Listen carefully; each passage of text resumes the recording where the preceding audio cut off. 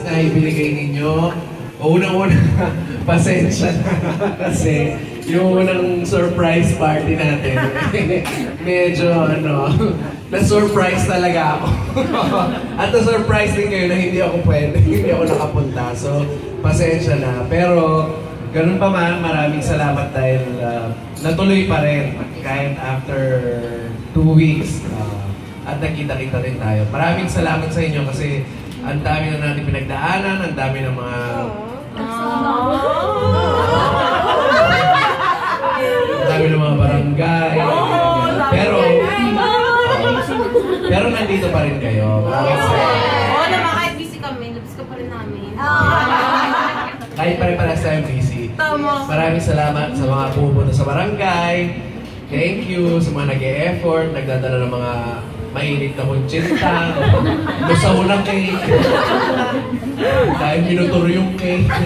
Maraming salamat dahil sa mga nakakaalala. Tapos, tapos, ano yun? Yung pala eh. Basta, kasi yung maganda yung foundations natin kasi magkakilala tayo lahat, di ba? So, sana manatiling gano'n, sana marami pang mga birthdays. At saka ikukorek ko lang yung kasungitan. Hindi talaga pumayag. Hindi nasungit talaga kasi ako pagka dinadatnan ako. I know. Naintindihan niyo yun, no? I know. Buwanang dalaw. Pero ngayon, natututo naman ako mag-sorry. So, Wow. pag nagsungit ako, may sunod na yung sorry after.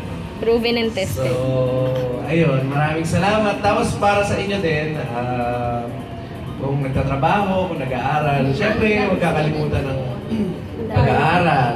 Nauna, mga bagets, pumasok sa school. Kung pwede lang, kung may chance lang kayong pumunta sa barangay, Marami. oo, lang.